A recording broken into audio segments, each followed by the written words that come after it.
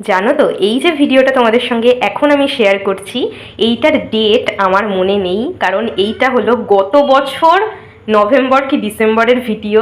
মিচরুকে দেখে তোমরা বুঝতেই পারছো কতটা ছোট ছিল।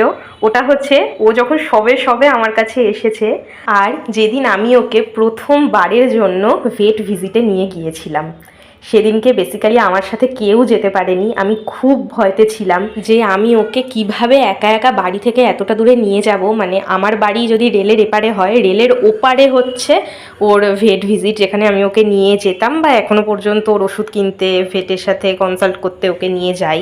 ইভেন ওর ভ্যাকসিনেশনগুলো ওখানেই হয়, প্রথম থেকে ভ্যাকসিনেশন ওখানেই ওর হয়েছে। প্রথম দিন ভেট ভিজিটে গিয়ে আমি একেবারেই ওকে নিয়ে খুব একটা বেশি ভিডিও করতে পারিনি। প্রচণ্ড ভয়তে ছিলাম যে কিভাবে পারবো না পারবো, ওর কীরকম রিয়াকশান থাকবে, কোথাও আবার পালিয়ে না যায়। আমি তখন একেবারেই মানে কিছু জানতাম না যে কি করলে কি ভালো হয় না হয়, কিচ্ছু জানতাম না লিটারালি। তো যাই হোক, এগুলো হলো ওর একদম প্রথমবারের ওষুধ আর খাবার।